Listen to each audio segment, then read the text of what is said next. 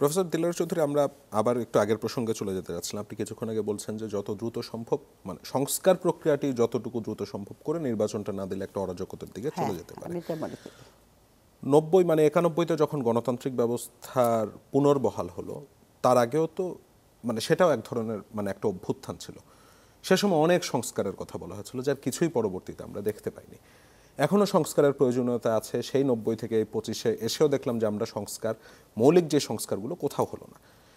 এখন যদি আমি দ্রুতই নির্বাচনটা দিয়ে দেই, যেই দলে ক্ষমতায় আসুক তারা সেই সংস্কারগুলি করবে, এই ব্যাপারে আপনি কতটুকু আশাবাদী হচ্ছেন, বা আশাবাদী হওয়ার কোনো সুযোগ আছে নাকি আমাদের দেশের 53 বছরের রাজনৈতিক প্রেক্ষাপটকে যদি বা বাস্তবতাকে যদি আমি বিবেচনায় নিই?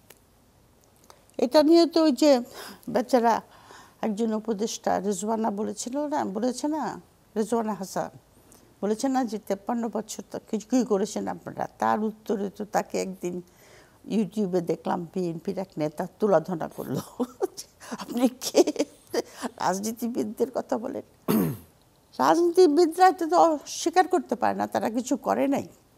91-এ যখন এত সুন্দর একটা রূপরেখা দেওয়া হলো, বিএনপি আওয়ামী লীগ কেউই চেষ্টা করে নাই ওটাকে ইমপ্লিমেন্ট সেই সময় এরকম কমিশন হয়েছিল, প্রস্তাব দেওয়া হয়েছিল। হ্যাঁ, অনেক ভালো ভালো প্রস্তাব দেওয়া হয়েছিল। সেগুলি যদি ইমপ্লিমেন্ট করতে আজকে আমরা এই অবস্থা পড়তাম না। তো রাজনীতিবিদ তো রাগ হলে চলবে না, তাদের তো এই দোষটা স্বীকার করে নিতে হবে। ভাই, দোষ স্বীকার না করলে পরে আপনি দোষ রেকটিফাই করবেন কি করে? আপনারা করেন নাই, মানে ইচ্ছা থাকলেও করেন নাই, let me put it this way.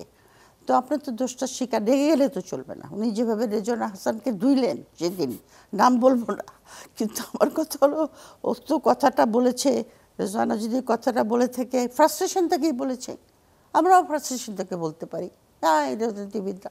তবে আমার যেটা মনে হয় এবার, যেটা আমি সাধারণ লোকজনের সঙ্গে কথা বলে দেখেছি, যে পলিটিক্যাল পার্টি এবার ক্ষমতায় আসবে, একটা জিনিস মনে রাখতে হবে আমাদের, এবং আমি আশা করব যে রাজনীতিবিদ যারা ক্ষমতায় যাবেন, যে দলই ক্ষমতায় যাক, তারা এটা মনে রাখবেন, হাইকমান্ড, যে মুক্তিযুদ্ধের পরে যেরকম হয়েছিল সেরকম এবারও মানুষের মনোজগতে একটা পরিবর্তন হয়ে গেছে।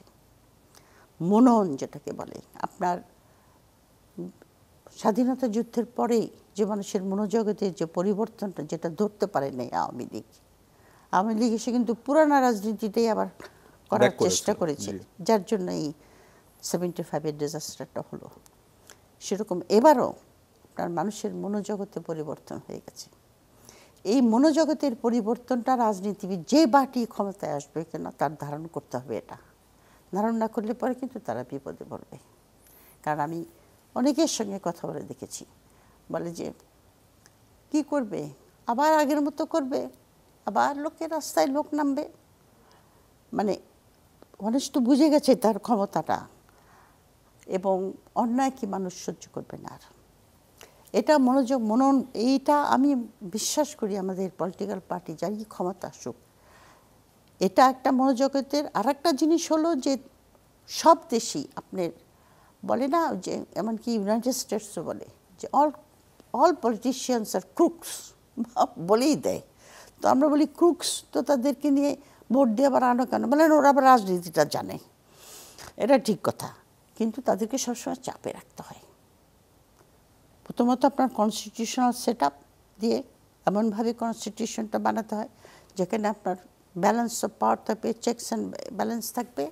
সবচেয়ে বড় জিনিস হলো আমাদেরকে যারা লেট ডাউন করেছে 53 পর্যন্ত, সেটা হলো আমাদের সুশীল সমাজ।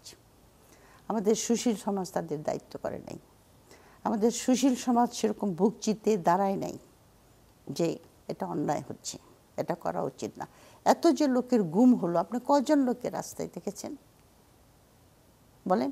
যাদের বাবা মা গেছে, ছেলে পেলে গেছে, স্বামী গেছে, তারা গেছে, তারা গিয়ে রাস্তায়। আমি কয়েকটা ওদের মানববন্ধন ইয়েতে আমি গেছি, ওনাকে বেশিরভাগ আমি দেখেছি ওই ছেলের ছবি নিয়ে দাঁড়িয়ে আছে, স্বামীর ছবি নিয়ে দাঁড়িয়ে আছে, ছোট বাচ্চা তার বাপের ছবি নিয়ে দাঁড়িয়ে আছে। সাধারণ লোক কোথায় ছিল?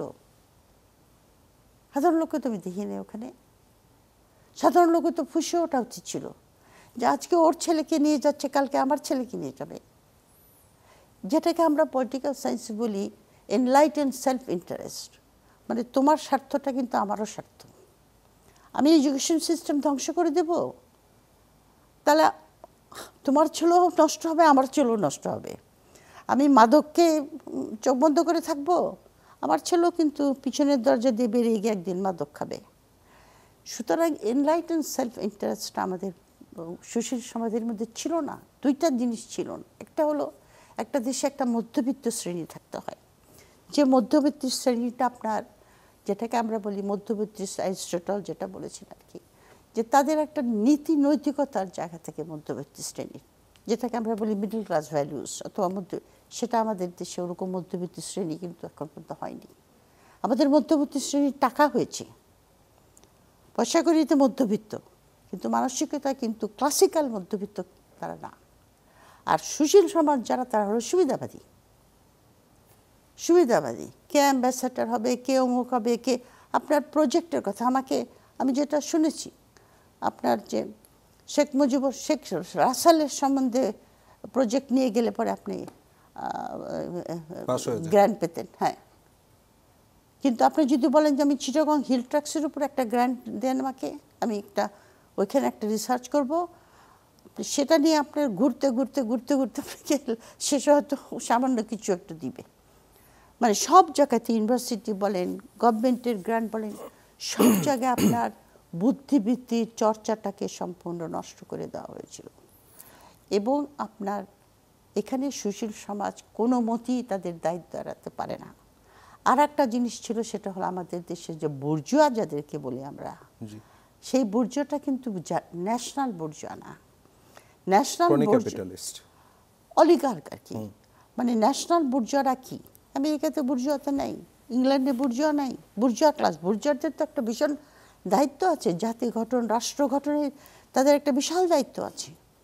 তারা আপনার নিশ্চয়ই আপনার দেশের প্রোডাক্টিভিটি বাড়াবে, টাকা পয়সা বাড়াবে, কিন্তু টাকাটা কোথায় নেবে? তার দেশেই ইনভেস্ট করবে না, নিজের দেশেই তো ইনভেস্ট করবে টাকাটা। আমাদের পাচার হচ্ছে, আমাদের পাচার হয়ে যায়। তো এরা তো ঠিক বুর্জুয়া, ওই ক্লাসিক্যাল বুর্জুয়া, ন্যাশনাল বুর্জুয়া না এরা। ইন্ডিয়াতে যেরকম ন্যাশনাল বুর্জুয়া, এই যে ইন্ডিয়াতে যে বড় বড় বিজনেসম্যান, যে টাটা কোম্পানির একটা এক্সেপশন ছিল, কিন্তু যারা আপনার প্রফিট মেকিং, আদানি বলেন, আম্বানি বলেন, এরা টাকা পাচার করে নেয় কি না? ওরা তো ইন্ডিয়াতেই টাকাতে ইনভেস্ট করে, তাই না? তো আমাদের দেশে তো এই কতগুলি কারণের জন্য আপনার খালি পলিটিশিয়ানদেরকে তো দোষ, তো পলিটিশিয়ানদেরকে তো আপনার, যে আমেরিকাতে তো বসতে পারে আমেরিকানরা বলবে কি এই পলিটিশিয়ানস আর ক্রুকস, তো আমরা ক্রুকস তো ভোট দাও কেন? বলে কি না, ওরা তো পলিটিক্সটা আবার জানে, কিন্তু you have to keep them always under pressure, otherwise they will go this way or that way. আমাদের প্রেশারটা ক্রিয়েট করতে হবে জনগণের ভিতর থেকে, এবং এই দায়িত্বটা সুশীল সমাজের।